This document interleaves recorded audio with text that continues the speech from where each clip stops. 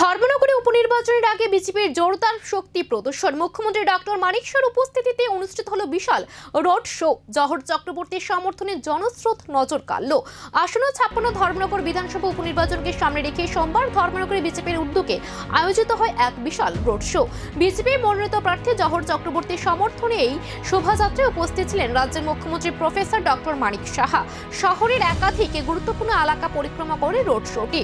দলীয় পতাকা, ব্যানার ও স্লোগানে মুখর হয়ে উঠে গোটা শহর।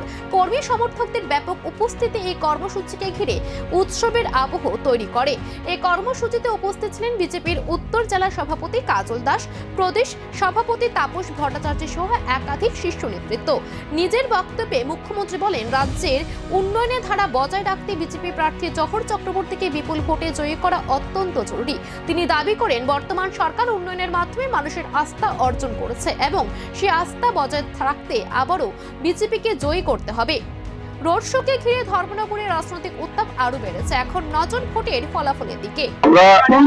ইতিমধ্যে আপনারা জেনে গেছেন, আমাদের দলীয় প্রার্থী জহর চক্রবর্তী ওনার সমর্থনে আজকে আমরা ত্রিপুরা রাজ্যের সবচেয়ে লোকপ্রিয় মুখ্যমন্ত্রী শ্রদ্ধেয় প্রফেসর ডক্টর মানিক সাহার উপস্থিতিতে আমরা একটা রোড শোতে সবাই মিলিত হচ্ছে। এই ধর্মনগর উপনির্বাচনে আমাদের প্রয়াত বিশ্ববন্ধু সেনের যে জন আশীর্বাদ, সেই আশীর্বাদের আরো বেশি বেশি আশীর্বাদ গ্রহণ করার জন্য